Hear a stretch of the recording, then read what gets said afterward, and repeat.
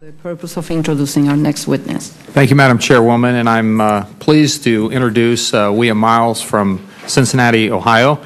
Bill serves as Vice President and a member of the Board of Directors at the Western Economic Council, an organization created 20 years ago to promote economic development and community pride in western Hamilton County, Ohio. He's a retirement planner with the firm of Myles Myles located in Covington, Kentucky. Bill has been working with clients for over 30 years in the firm that his father founded back in 1965. He's also a member of the leadership team of Agenda 360, an economic development strategic plan for Cincinnati and its surrounding counties. A graduate of the Citadel, Bill lives with his wife Barb in the Cincinnati neighborhood of Bridgetown, and we're pleased to have him here with this morning and look forward to your testimony. Thank you. Thank you. Thank you, Chairwoman Velasquez, Ranking Member Shabbat, and all the members of the committee for the opportunity to speak today. The Western Economic Council, as you say, was founded 20 years ago as a nonprofit economic development group. Today, our members represent nearly every aspect of life in the western suburbs of Cincinnati, Ohio. As members, we voluntarily work to foster a greater economic and built environment for our region.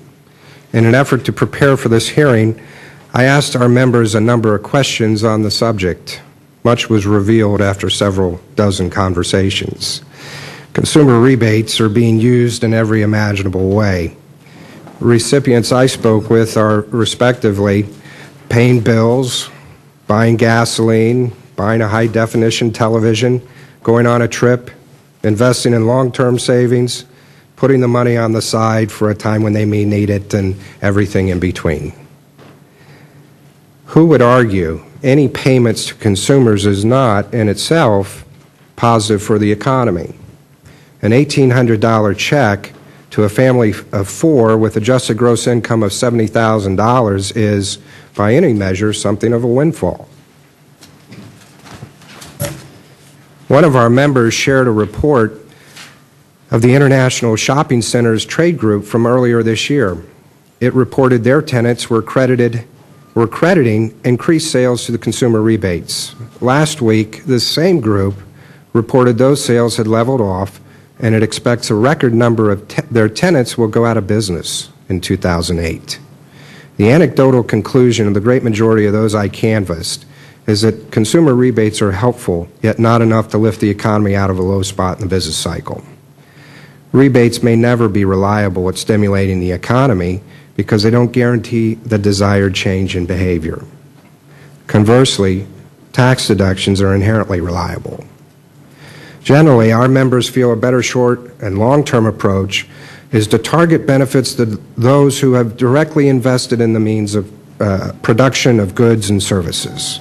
The owner of a home improvement company hesitated last year to buy additional equipment. This year, it's a different story. He will hire more people to use this new equipment because of the tax benefits to small business. He and others like him will be creating a recurring $1,800 payment to newly hired workers.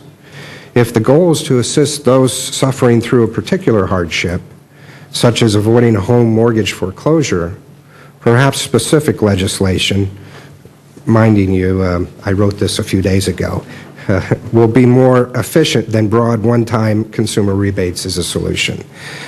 This way, along with transportation, infrastructure improvements, a common alternative to consumer rebates suggested by our members. Perhaps in the fullness of time, empirical data will reveal the true impact of the Economic Stimulus Act of 2008. In the meantime, our members value the tax incentives as having a much greater effect on their businesses than consumer rebates.